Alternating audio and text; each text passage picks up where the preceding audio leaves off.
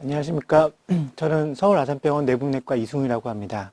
제가 오늘 말씀드릴 내용은 골다공증의 진단과 치료에 대해서 말씀드리고자 합니다. 골다공증이란 뼈가 약해서 작은 충격에도 쉽게 골절이 발생하는 골격계 질환을 할 수가 있습니다. 보시면 나이가 들면 들수록 뼈에 구멍이 숭숭숭 뚫리면서 약해지게 되는데 결국은 이렇게 뼈가 약해지다 보면은 약한 충격에도 쉽게 부러지게 됩니다. 실제로 골다공증 환자의 뼈 사진을 보시게 되면 정상인과 그렇지 않은 골다공증 환자를 보시게 되면은 안에 구멍이 숭숭 뚫려서 겉보기도 굉장히 약하게 돼 있고, 엑스레이를 보시게 되면은 뼈가 이렇게 납작쿵, 우리가 깡통을 뒷밟은 것처럼 이렇게 눌려 있는 것처럼 보이는 게 보이실 것입니다. 골다공증은 왜 생기는지 이제 궁금해 하실 텐데, 우리가 뼈에는 뼈를 만드는 조골세포라는 놈이 있고 뼈를 부시는 파골세포라는 놈이 있습니다. 원래는 얘네 둘이 이제 균형적으로 낡은 뼈는 부수고 새로운 뼈는 조골세포가 만들고 하는 균형이 잘 이루어지는데, 여러 가지 원인, 특히 폐경이 되거나 또 나이가 들게 되면 뼈를 부수는 파골세포의 힘이 월등히 강해지면서 뼈를 만드는 조골세포보다는 훨씬 더 뼈를 더 많이 갉아먹게 됩니다. 그래서 뼈의 형성과 흡수 과정의 불균형에 의해서 골다공증이 생긴다고 생각하시면 될 것 같습니다. 보시면 여자분이랑 남자분이랑 조금 차이가 크게 되는데, 여자분들은 폐경, 여성 호르몬이 없어지는 직후에 뼈가 급격히 감소하게 됩니다. 남자분은 그렇지 않지만 나이가 들면 들수록 뼈가 완만하게 감소하게 됩니다. 그래서 이 여자분들이 특히 골다공증이 많게 되는 이유가 이러한 여성 호르몬의 원인이 됩니다. 골다공증 골절이 그럼 어디가 잘 발생하느냐? 손목, 겨울 같은 데 가시다가 넘어지시면 손목이 부러진다거나, 또는 대퇴골, 이제 겨울 역시 겨울에 가서 넘어지다가 남들은 엉덩이 툭툭 털고 일어나시는데 혼자 못 일어나서 봤더니 대퇴골 골절이 됐다. 그리고 또 한 가지는 척추 골절이 있게 됩니다. 이 세 부위가 골다공증 골절이 잘 발생하는 부위입니다. 외래에서 많이 여쭤보시는데, 여기 발목, 두개골, 손가락, 발가락, 이거는 골다공증 골절과 관련이 있느냐? 보통 그렇진 않습니다. 그래서 골다공증 골절이 발생하는 부위, 특히 손목, 척추, 대퇴골이 뼈가 부러졌었다고 하면 내가 골다공증이 있나? 이렇게 생각해 보시는 게 좋을 것 같습니다. 뼈가 부러지면은 골다공증 있으면 뭐가 위험한가요? 이렇게 여쭤보시면 제가 이제 말씀드린 건 뼈가 부러지면 사망할 수 있다라고 생각하시면 될 것 같습니다. 그래서 이게 우리나라 자료인데, 대퇴골이 부러지면은 15.6%, 그러니까 한 10명 중에 15명 정도 분이 1년 정도 지나면 사망하게 됩니다. 우리가 척추골절은 되게 쉽게 생각하고 있는데, 역시 척추골절도 보시면 1년 후에 5%, 100명 중에 5분 정도는 이 척추골절이 생기고 나서 1년 후에 사망하신다고 알려져 있습니다. 그러면 골다공증은 과연 얼마나 흔한가? 이것도 이제 우리나라 한국의 데이터인데, 보시면 50세 이상의 여성분의 3명 중, 10명 중에 3명에서 4명, 그러니까는 길거리에 걸어다니는 50대 친구 3분이 돌아다니시면 3분 중에 1명은 적어도 골다공증이 있다는 뜻이죠. 그리고 50세 이상 남성분은 10명 중에 1명이 골다공증을 갖고 있다고 되어 있습니다. 그러면 골다공증 골절은 또 얼마나 흔한가? 보시면 50세 여성은 10명 중에 3명, 남성은 10명 중에 1명이 일생 중에 한 번 정도는 골다공증 골절을 경험한다고 되어 있습니다. 그래서 골다공증 골절이 흔한 질환이라고 생각할 수 있습니다. 그러면 골다공증 있는 분들 과연 어느 정도가 병원에 가시느냐?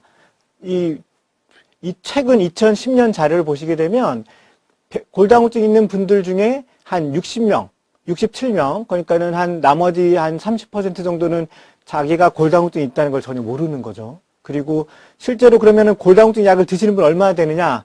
안타깝게도 33%. 그러니까 내가 골다공증이 있는데 실제로 골다공증 약을 처방받는 분들은 3명 중에 1명꼴밖에 안 된다는 뜻입니다.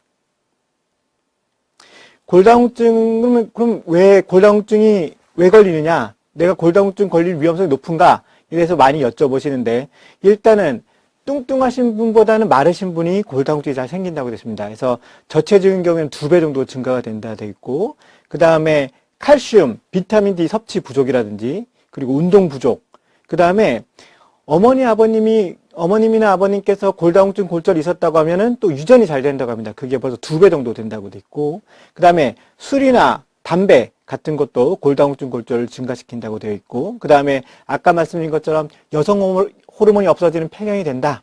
그리고 나이가 점점 많이 든다. 이러면 골다공증 발생 위험 요인이 증가한다고 생각하시면 될 것 같습니다. 또한 이전에 내가 부러졌다. 그러면은 한 번 부러졌던 분이 또 잘 부러진다고 2배 이상 또 증가하는 데 돼 있고, 그 다음에 우리가 햇볕을 열심히 쬐라고 하는데 햇볕을 쬐면은 햇볕에 자외선이 오면서 이거에 의한 우리가 비타민 D가 생성이 되거든요. 그래서 그런 것들이 중요하게 됩니다. 또한 여기 스테로이드가 같이 적혀 있는 동반질환 또는 약제들에 의해서도 골다공증이 잘 생기게 됩니다. 그러면 골다공증 또는 골다공증 골절이 증상이 있느냐?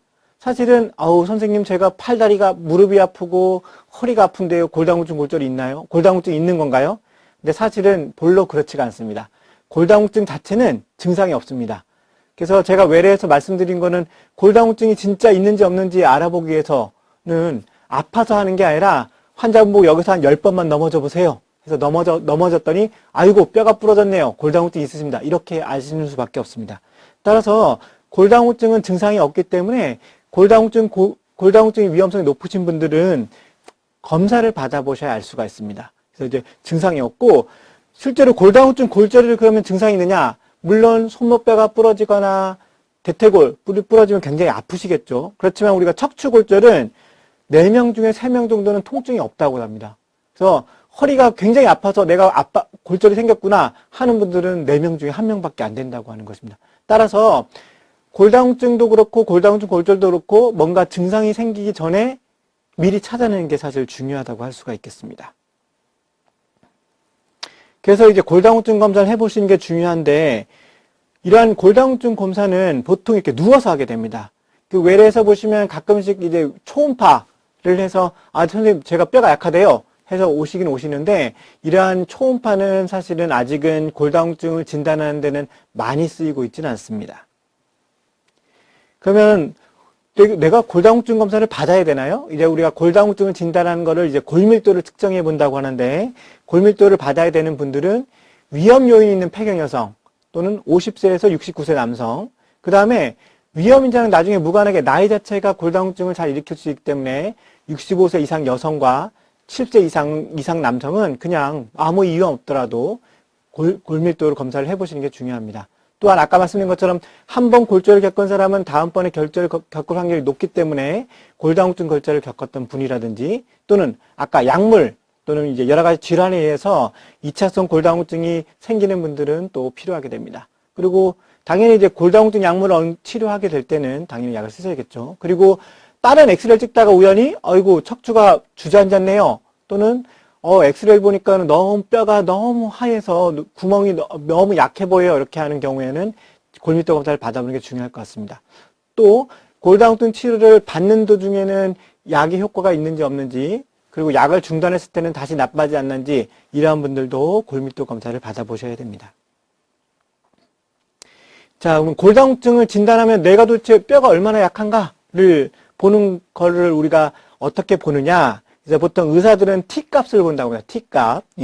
T값은 젊은 사람의 뼈를 100점 했을 때 나의 뼈가 얼만큼 나쁜가를 보는 겁니다. 이제 외래에서 어르신들이 오셔갖고 내 뼈는 도대체 몇 살 나이유? 이렇게 여쭤보시는데, 사실은 그게 중요한 게 아니라 골다공증은 뼈가 부러지는 것을 확인해야 되기 때문에 젊은 사람 뼈에 비해서 얼만큼 잘 부러지냐를 확인하기 위하기 때문에 젊은 사람 뼈와 비교하는 게 제일 좋습니다. 그래서 그런 걸 이제 T값이라고 하게 되는데, 보시면 이제 골밀도를 측정하면은 T값이 나오거든요. 그래서 나오게 되면 정상은 마이너스 1보다 이상인 경우, 그러니까는 마이너스 1, 0, 플러스 1 또는 더하기 1, 더하기 2, 이런 분들 뼈가 아주 좋으신 겁니다.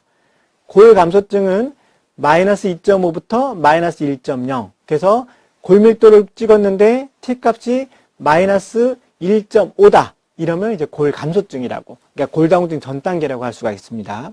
그리고 골다공증은 마이너스 2.5, 그래서 마이너스 3.0 또는 빼기 3.0, 빼기 4.5, 마이너스 4.5 이런 게 사실은 골다공증을 할 수가 있습니다.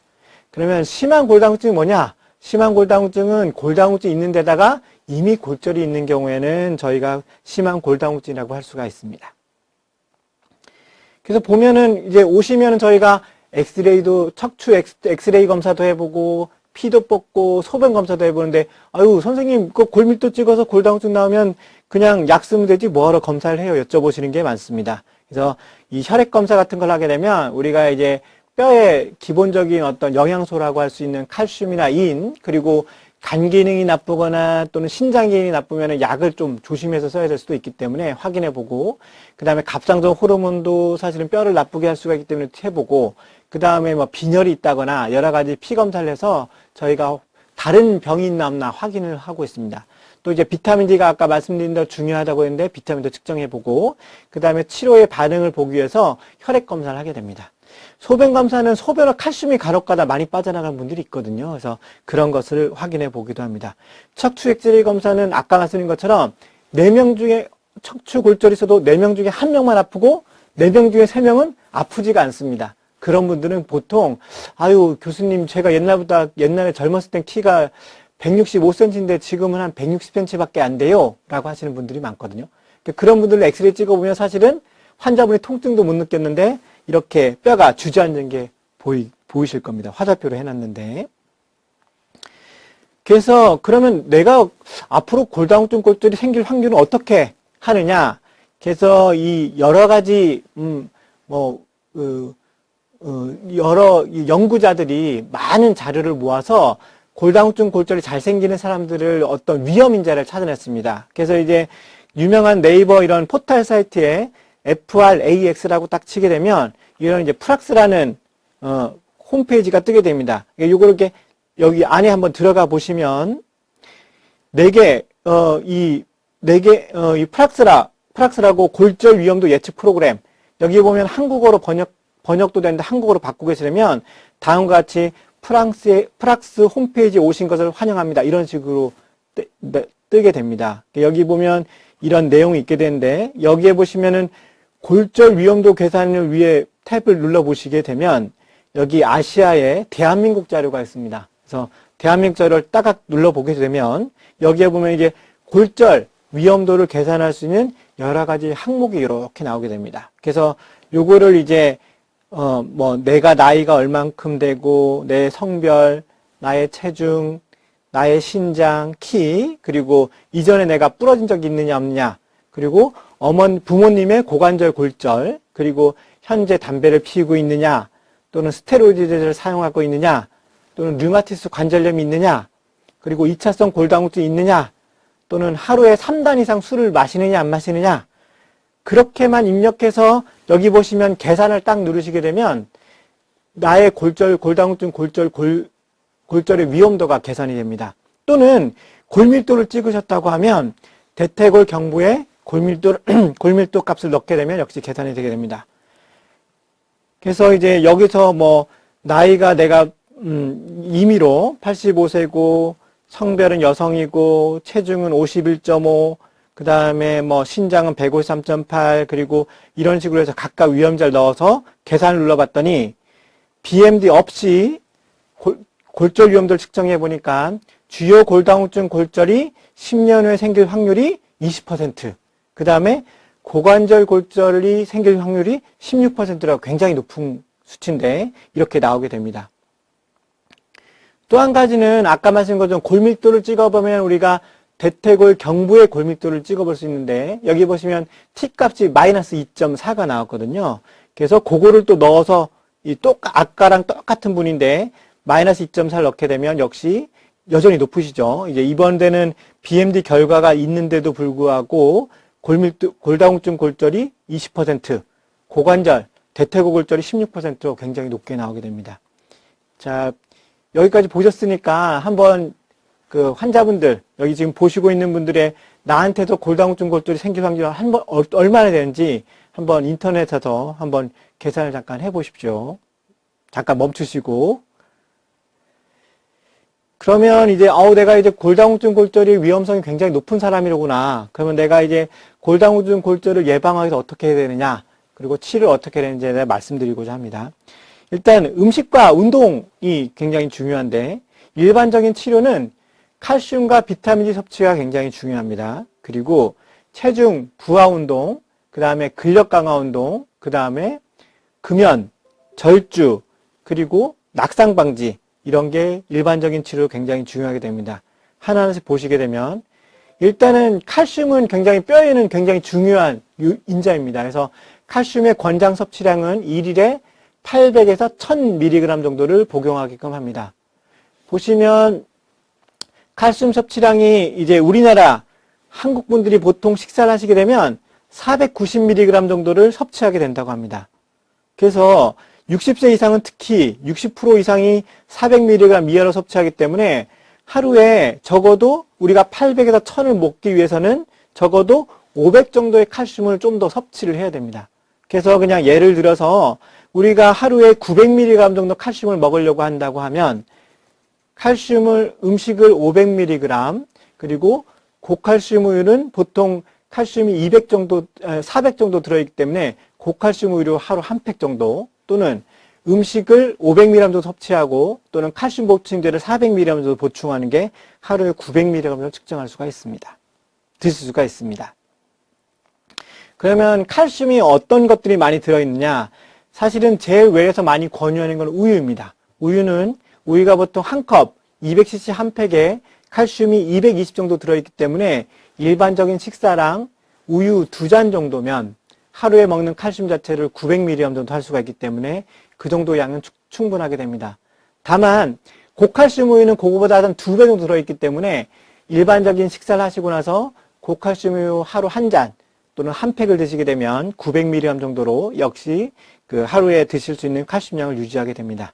나머지 그 들어있는 양도 이렇게 나와 있으니까 한번 참조를 해 주십시오. 칼슘은 이제 사실은 가장 좋은 거는 그 음식으로 드시는 게 가장 좋습니다. 왜냐하면은 칼슘 보충제는 부작용이 이어져 있게 되는데 우리가 칼슘약을 먹었더니 속이 안 좋아요. 위장장애, 변비, 대부분의 이런 부작용들은 비타민 D보다는 칼슘 때문에 생기는 경우가 많습니다. 그래서 외래에서는 보통 말씀드릴 때 칼슘을 약으로 드시는 것보다는 우유를 드실 수 있으면 우유로 드십시오 라고 말씀을 드리게 됩니다. 그 다음에 신결석이나 고칼슘 요증 환자들은 물론 주의해야 되지만 많은 영양을 드시지 않으면 큰 문제가 없다고 알려져 있고, 그 다음에 뭐 뉴스에 막 나오긴 하는데 심혈관 뭐 위험성이 증가한다. 그래서 내가 선생님 이거 먹어도 되나요? 하는데 이게 심혈관 위험성이 증가하는 분들은 보통 외국 분들이거든요. 그래서 외국 분들은 잘 아시다시피 저희처럼 밥, 국 이렇게 드신 게 아니라 우유, 빵 이렇게 드시지 않습니까? 그래서 유제품 섭취가 굉장히 많기 때문에 그분들은 저희는 아까 말씀드린 것처럼 하루에 500mg 채 드시지 않는데 그분들은 이미 뭐 식사량으로만 해도 850, 1100 드시는 분들이거든요. 근데 거기다 또 칼슘을 드시니까 너무 양이 많아지는 겁니다. 따라서 한국 분들은 워낙 드시는 칼슘량이 평상시에 적기 때문에 보충제 자체 때문에 심혈관 질환이 증가한다. 그렇진 않다고 생각되어집니다. 비타민 D도 굉장히 중요한데 보시면 아시겠지만은 햇볕이 요즘 굉장히 세서 더군다나 요즘은 이제 마스크도 쓰고 다니기 때문에 햇볕을 별로 쬐 일이 없죠. 그리고 뭐 밖에 많이 돌아다니지 못하니까 비타민 D가 굉장히 낮다고 알려져 있습니다. 비타민 D는 이제 칼슘 흡수를 도와서 뼈를 강화시키고 또한 이제 근육 같은 거에도 비타민 D가 좀 있다고 알려져 있기 때문에 덜 넘어질 수가 있게 됩니다. 그 피부에서 햇볕을 쬐면 자외선이 오기 때문에 저절로 합성이 되는데 따라서 예를 들면은 집에 햇볕이 잘 드는 집안에 있다. 유리를 통해서 받는다. 그러면 사실은 비타민 D가 생성이 안 되겠죠. 그리고 요즘은 최근에는 화장품이 너무 많이 좋아져서 자외선 차단 뭐 얼마 딱 되면은 사실은 얼굴에 뭐 조금만 바르고 사실은 옷만 입어도 사실은 비타민 D의 어떤 만들 수 있는 자외선 차단이 너무 완벽히 되기 때문에 적어도 얼굴은 자외선 차단제를 바른다 하더라도 팔, 다리 등은 약간 노출을 시켜서 비타민 D를 쬐 수 있는 비타민 D를 만들 수 있는 자외선을 쬐는 게 굉장히 좋다고 알려져 있습니다. 그 다음에 뭐 등푸른 생선에 또 음식 같은 게 있는데 그 양이 굉장히 적다고 돼 있고, 보시면 여기 뭐 대구, 간유, 연어 뭐 이런 거에 드시게 되는데 사실은 음식으로 먹으려면 굉장히 많은 영양이 필요한 상태고, 보통 하루에 800 IU를 필요한다는데 가장 좋은 거는 햇볕을 쬐는 것입니다. 그게 부족하다고 하면은 이제 먹는 약을 좀 처방을 해드린 거고요. 아까 말씀드린 것처럼 전 국민의 80%가 비타민 D 부족 상태이고, 특히 비타민 D가 필수적인 10대, 20대는 90% 이상이 비타민 D가 불충분하다고 합니다. 잘 아시겠지만 학생들 아시죠? 아침에 햇볕 못 쬐고 아침에 일찍 가고 저녁 늦게 오지 않습니까? 그러니까는 사실은 저희 자외선을 가서 쬐을 수가 없죠. 그래서 그런 햇볕을 쬐을 수 있는 시간이 절대로 모자라기 때문에 비타민 D가 굉장히 모자란 상태라고 알려져 있습니다. 피해자 음식은 아까 골다공증, 골절 위험인자의 하루에 3단 이상 술이 나왔죠. 이 단이라는 거는 그 술병으로 한 잔 생각하시면 될 것 같습니다. 그래서 소주는 소주잔, 맥주는 맥주잔, 그의 한 단위가 한 잔 이상인데 3잔 이상 드시게 되면 안 좋다고 되어 있거든요. 그리고 커피는 사실은 드셔도 됩니다. 드셔도 되는데 하루에 3잔, 4잔 이상 드시기에는 좀 안 좋다고 되어 있고, 그거보다 적은 음식을 드시는 게 좋습니다. 그리고 이제 환자분들이 제일 많이 여쭤보시는 게 그러거든요. 아우, 선생님, 저 골다공증 있으니까는 멸치를 많이 먹을까요? 뱅어포를 많이 먹을까요? 이렇게 되는데, 잘 아시겠지만 멸치랑 뱅어포는 굉장히 짜죠. 그래서 우리가 음식을 짜게 먹게 되면 사람 몸이 보호 효과로 소변으로 그 소금을 내놓게 됩니다. 근데 소금이 지 혼자만 나가면 되는데 기껏 열심히 먹었던 칼슘 같이 끌고 나가거든요. 그래서 음식을 짜게 먹으면 기껏 열심히 드셨던 칼슘 자체도 같이 끌고 나가기 때문에 그런 짜지 않게 드시는 게 굉장히 중요합니다. 운동은 사실은 모든 운동이 좋다고 돼 있는데 체중이 싣는 운동, 일주일에 요거는 이제 5일 이상, 하루 30분 이상 하라고 돼 있는데 걷기, 춤추기, 에어로빅, 조깅, 줄넘기, 계단 오르기, 테니스 이런 게 이제 체중이 싣는 운동으로 좋다고 되어 있고, 근력 강화 운동, 중력에 저항하는 운동, 그러니까 쉽게 말하면 약간 뭔가 무거운 무게를 드는 거가 일주일에 2, 3회 정도는 세야 되는데 발끝으로 서기 또는 아령 들어올리기 또는 웨이트 트레이닝 같은 것이 필요하다고 되어 있습니다. 또 한 가지는 사실은 뼈가 약해도 환자분께 말씀드리는 게 넘어지지 않으면 중요하다. 뼈가 약한데 넘어지면은 그거는 뼈가 부러질 수가 없기 때문에 뼈가 약하면 넘어지지 않게 굉장히 중요하다고 말씀드립니다. 실제로 제가 아는 그 선생님 중에 어머님이 골다공증이 있었다고 합니다. 그래서 이제 계속 치료를 하는데 약도 드리고 하는데 자꾸 부러지셔서 극단의 조치를 취했는데 극단의 조치를 취하고 나서는 한 번도 안 부러지셨다고 합니다. 그래서 이제 제가 도대체 어떤 방법을 썼는지 한번 여쭤보니까 24시간 내내 옆에 간병인이 계셨다고 합니다. 그래서 간병인 옆에 항상 계시니까 넘어질 상황을 안 주시는 거죠. 그래서 균형 운동과 자세 운동, 이거 매일 하시는 거는 사실은 뼈가 약해도 넘어지지 않게 하는 가장 기본적인 운동이기 때문에 외래에서 강조도 하긴 하지만 가장 중요한 운동이라고 할 수가 있습니다. 그 다음에 그래서 요가라든지 국민체조, 태극권 이렇게 됐는데 다만 허리에 압박을 가하는 자세는 안 좋습니다. 그래서 이제 몇 가지 운동법이 조금 나와 있는데 그림으로 보시면 되게 간단한데 처음은 이제 앉아서 체조하는 겁니다. 앉아서 체조해서 다리를 쭉 펴시고 발굽을 굽히고 펴고 굽히고 펴고 그 다음에 한쪽 발 들어서 번갈아 가면서 무릎을 굽혀 펴기, 그리고 양쪽 다리 들어서 무릎을 번갈아 굽혀 펴기, 이런 식으로 해서 이거는 절대 넘어지지 않으시겠죠. 예, 팔로 짚고 있고 앉아서 하시기도 굉장히 간단한 거고, 그 다음에 이제 발바닥 붙여서 들어 올려내리기, 요것도 팔로 든든히 받치시면서 이렇게 균형 감각을 증가시키는 운동을 하시는 게 중요합니다.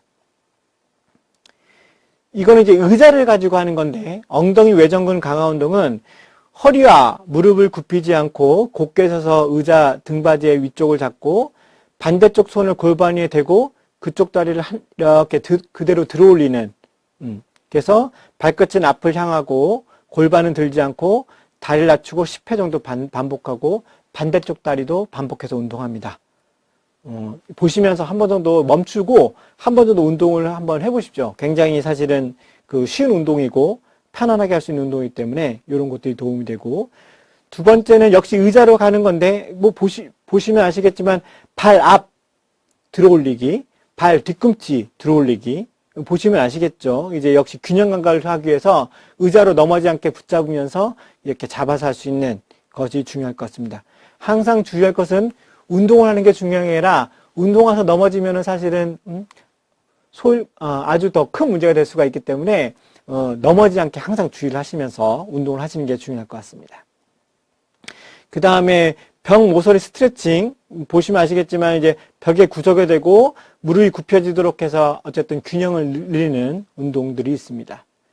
제가 간단히 설명드리고 넘어가긴 하지만 이 동영상을 한번 보시게 되면 잠깐 멈춰서 요거를 따라 한번 해보시고, 운동이 이렇게 어렵진 않거든요. 한 번 정도 따라 해보시면 좋으실 것 같습니다.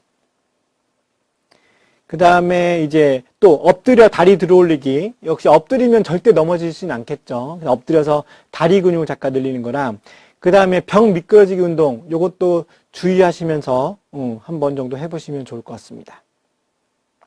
대신에 하면 안 되는 운동이 있습니다. 하면 안 되는 운동은 뼈가 굉장히 약하신데 뼈가 너무 굽혀지거나 너무 펴지거나 이러면은 뼈가 부러질 수가 있겠죠. 그래서 골다공증 환자가 하면 안 되는 운동이 이렇게 너무 허리를 굽는다거나 또는 무거운 거를 허리를 낮춰서 너무 들어 올린다든지, 그리고 허리를 너무 편다든지 이런 운동은 좋지가 않습니다. 그리고 가장 중요한 건 아까 말씀드린 거 넘어지지 않으면 중요하다고 되어 있는데 낙상 방지가 굉장히 중요하게 되십니다. 보시면은 집에 사실 요즘 핸드폰도 많고 선풍기도 막 있고 요즘은 또 온열기, 또 요즘은 공기청정기 이런 게 많기 때문에 다니시는 곳에 이렇게 전원줄 같은 게 있거든요. 근데 그런 거 이제 약간 툭 걸리면 근력이 좀 없어지신 분들은 와닥탁 넘어지게 됩니다. 그래서 그런 게 중요하고, 그 다음에 눈이 많이 오거나 이럴 경우에 넘어지지 않게 주의하셔야 될 것 같고, 빙판길 주의하셔야 될 것 같아요. 요즘 또 눈이 많이 와서. 그래서 화장실은 어린애들 샤워하다가 주로 많이 넘어지시거든요. 그래서 샤워하실 때 밑바닥에 애들이 넘어지지 않게 밑바닥에 이렇게 잘 미끄러지 않는 그런 패드 같은 게 있습니다. 미끄럼 방지 바닥 같은 게 있거든요. 아니면은 조금 샤워 같은 거 하실 때는 양말 같은 거 좀 젖어도 되면 양말 같은 거 신으면은 아무래도 맨발보다는 조금 덜 미끄러지거든요. 그래서 그렇게 조금 덜 넘어지시게 하시는 게 중요할 것 같습니다. 그 다음에 눈이 안 좋으시면 당연히 잘 넘어지겠죠. 계단 같은 거 헛디딜 수가 있고, 그래서 눈 치료를 잘 받으셔야 되고, 또 치매나 파킨슨 같은 경우에는 잘 넘어질 수 있는 균형 감각이 좀 떨어질 수가 있기 때문에 그런 것도 넘어지지 않게 주의하시는 게 굉장히 중요할 것 같습니다. 그리고 밤중에 주무시다 일어설 때 주위 사람이 깰 수가 있으니까는 불 깜깜하게 하고 더듬더듬해서 가시다가 와닥탁 넘어지는 경우가 있거든요. 그래서 사실은 주무실 때 보통 이게 주무시는 근처쯤에 수면등, 그래서 이게 잠깐 눌러서 켤 수 있는 그런 불을 약간 켜셔서 넘어지지 않게 주의하시는 게 굉장히 중요할 것 같습니다. 그리고 밤늦게 약 같은 거, 또 특히 이뇨제, 이런 소변을 많이 보시는 약 같은 거를 드시게 되면 밤에 또 이런 소변 보실 수 있기 때문에, 소변을 보러 나가실 수 있기 때문에 주무시기 전에 소변 한번 보시고 잠자리에 드시는 것도 도움이 될 것 같습니다. 그래서 운동요법이랑 식이요법 하면 치료가 되는지, 사실은 물론 조금 좋아지긴 할 수 있지만 완벽히 골다공증을 완치시킬 수는 사실 없다고 되어 있습니다. 그래서 이제 골다공증 치료제가 역시 필요하게 되는데, 뼈가 약해지면 강아지게 할 수 있느냐?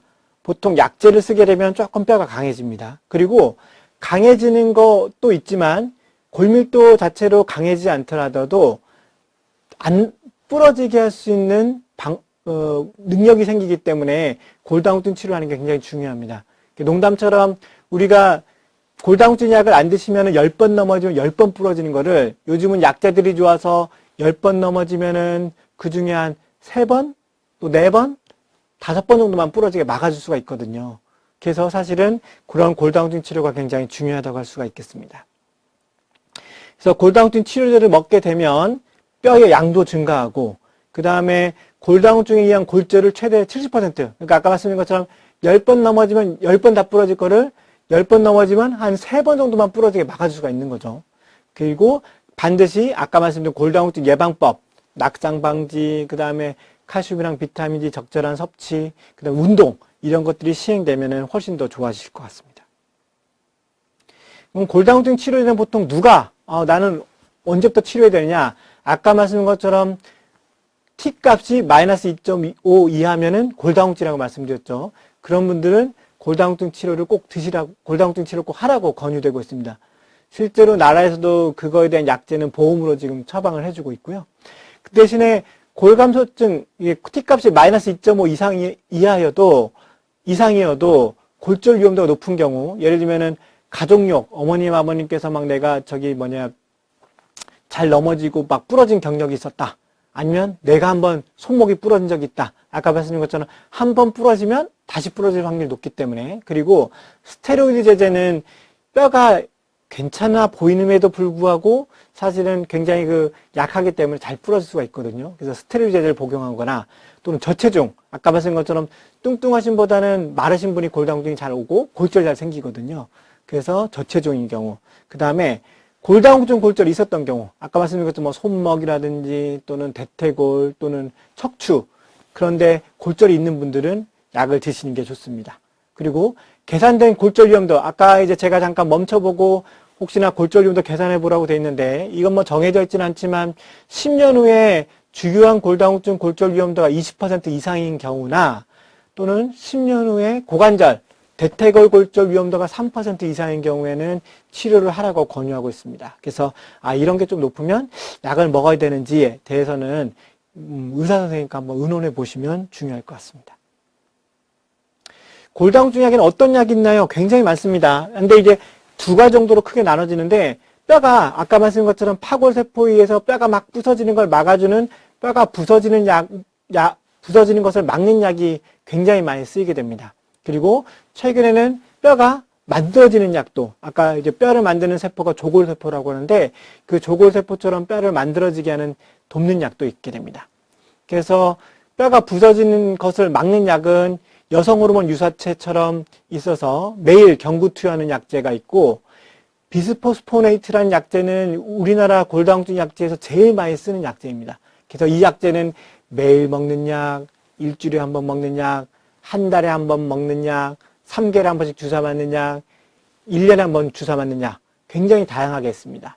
그리고 데노스마비라고 새로운 주사가 나왔는데, 이것도 6개월에 한 번 정도 주사 맞으면 됩니다. 그러니까 1년에 2번 정도 맞으면 되는 거죠.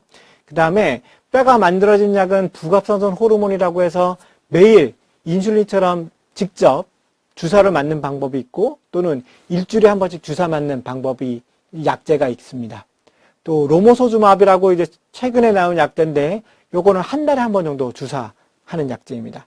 하나하나 이제 간단히 좀 설명을 드리게 되면, 이런 약제들을 볼 때 보통 선생님 어느 게 좋아요? 뭐 먹는 게 좋아요? 주사하기 좋아요?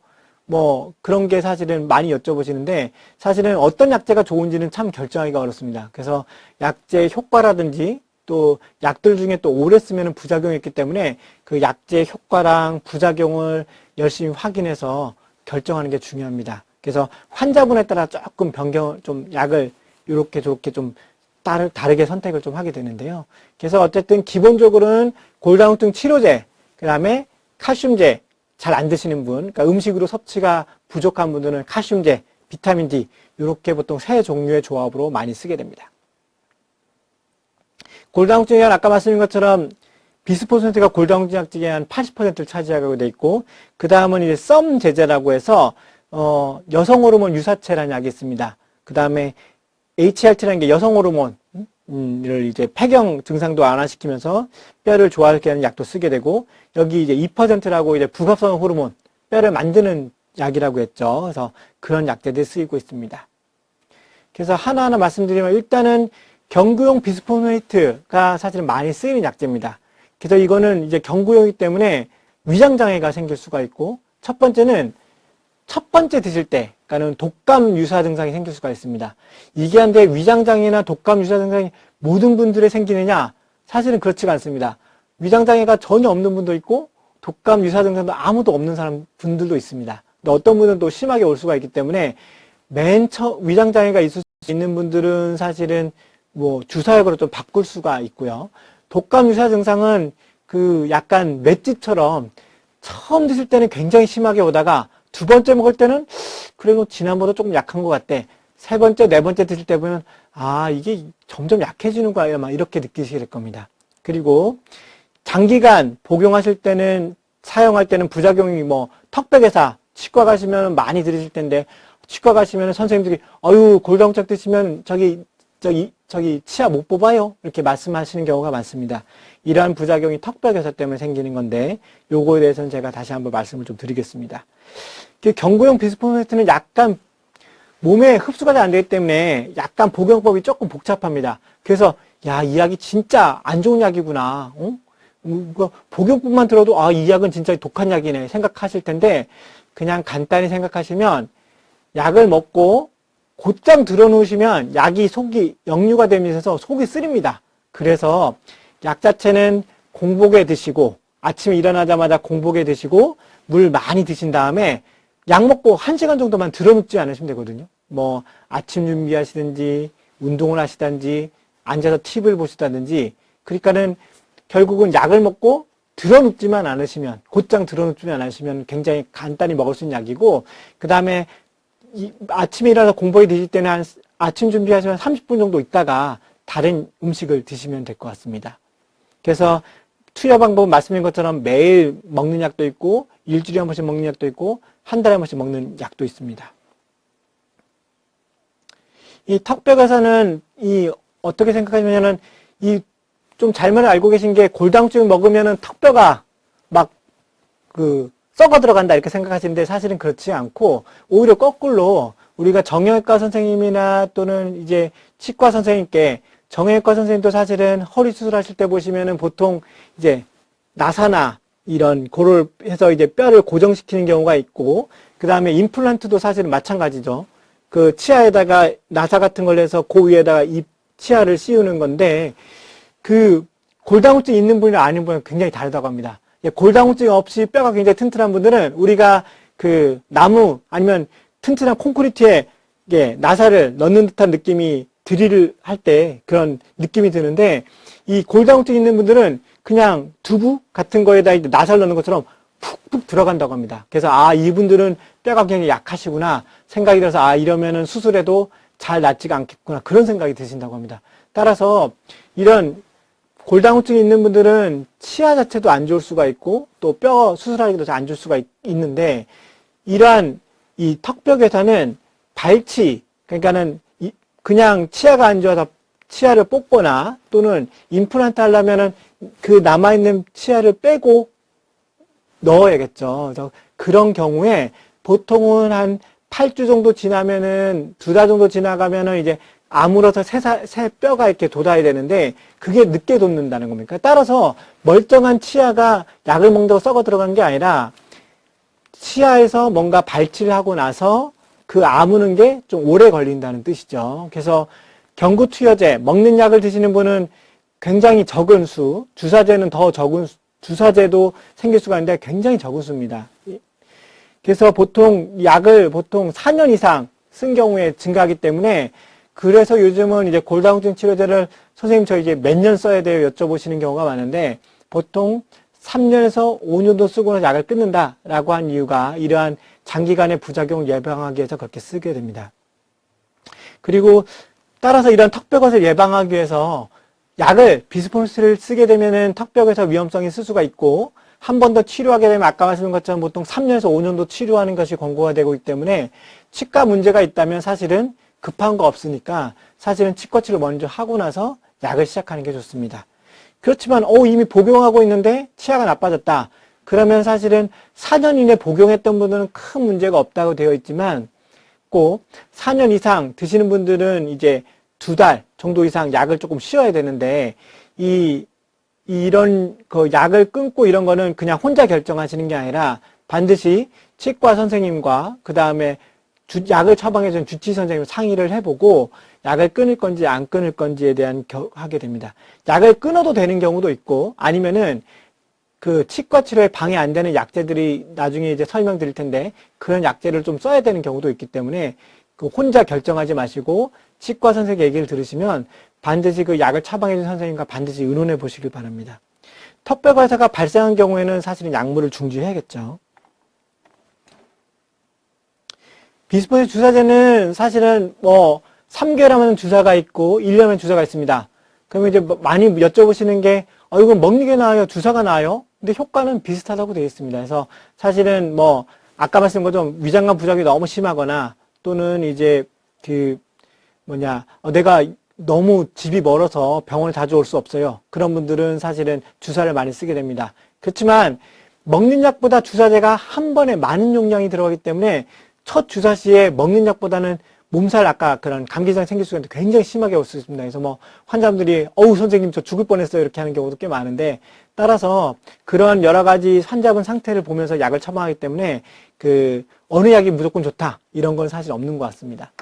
그러면 어떤 환자한테 쓰느냐? 당연히 위나 어떤 위장관 수술 받았던 분들은 약을 삼키고 그걸 넘기는 게 어렵겠죠. 이제 그런 분들은 사실은 할 수가 있고 다른 질환으로 약이 지금 내가 아침에 먹을 게 10개인데 일주일에 한 번씩 11개씩 먹어야 돼요? 이렇게 하시는 분들도 이제 주사를 좀 써볼 수가 있고 아까 말씀드린 것처럼 매번 나오려면은 뭐 어디서 굉장히 먼 거리에서 배를 타고 또 비행기 타고 오시는 분들 같은 경우에는 이렇게 쓸 수가 있고 또 환자분이 저는 먹는 약보다는 주사제가 먹는 약은 자꾸 까먹어서 안 될 것 같아요. 주사제가 훨씬 안 까먹고 병원에서 맞는 게 좋아요 하는 경우 이런 환자분이 선호하는 경우에는 주사제를 쓸 수가 있습니다.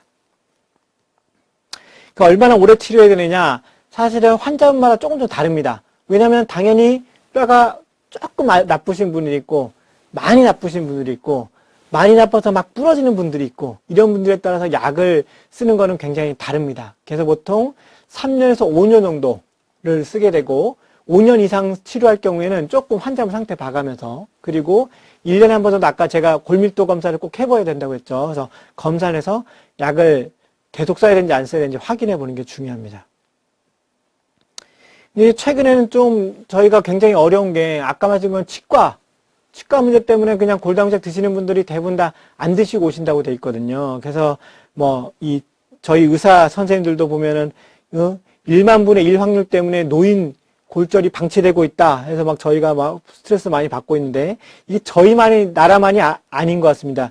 외국 이거 캐나다의 자료인데 캐나다에서 오죽하면 이런 자료를 냈는데 여기 보시면 이제 이 골다공증 골절이 생길 확률이 이렇게 많고 그 다음에 교통사고 또는 살인자가 와서 나를 총 쏴서 죽일 확률이 사실은 치과 치료받다가 문제가 생길 확률이랑 거의 비슷하게 돼 있거든요.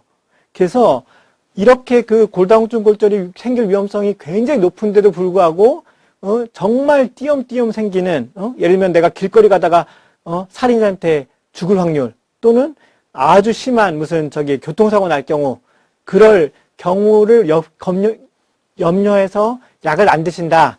이렇게 해서 이런 약간 통탄해하는 자료가 나오고 있어서 사실은 이런 자료는 우리나라뿐만 아니라 외국도 마찬가지인 것 같습니다. 그래서 항상 약을 드시는 거에 대한 부작용에 대해서는 의사 선생님이 나는 고민하고 많이 하고 있기 때문에 그냥 무작정 내가 이거 어디 들어보니 친구가 무슨 턱뼈가 썩어 들어간다. 그래서 나 약 안 먹을래. 그렇게 하시진 않으시는 게 굉장히 중요할 것 같습니다.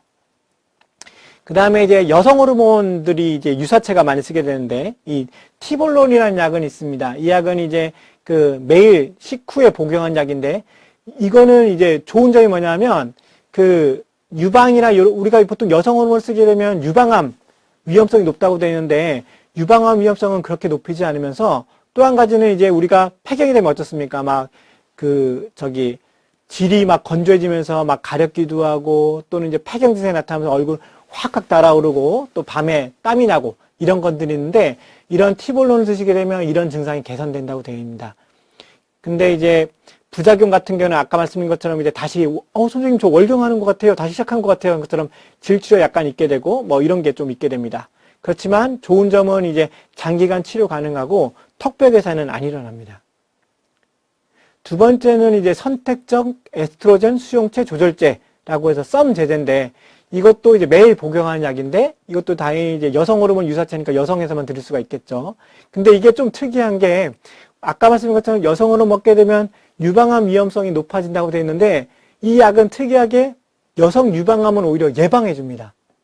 그리고 근데 뼈에는 또 여성 호르몬 작용을 해서 뼈를 개선시켜서 약간의 그 양면성을 가지고 있거든요. 근데 단점은 뭐냐면 그 여성 호르몬 유방암을 일으키지 않게 하기 때문에 어떤 그 유방암을 예방하는 좋은 효과는 있지만 갱년기증이 없던 분들이 이 약을 드시면서 갑자기 막 갱년기증이 확 선생님 얼굴 막 달아올라요 이렇게 하는 경우도 있고 또 한 가지는 경련이 좀 일어나는 경우가 있습니다. 그래서 이런 약제를 드실 때는 초기에 조금 드셔보시고 부작용했으면 아우 나 이거 부작용했으니까 약 못 먹어 이렇게 하시는 게 아니라 선생님과 반드시 의논해 보시면서 약을 조금씩 변화하시면 좋을 것 같습니다. 그리고 이 장기간 치료 가능하며 이 약제도 턱벽에서는 걱정하실 건 없습니다.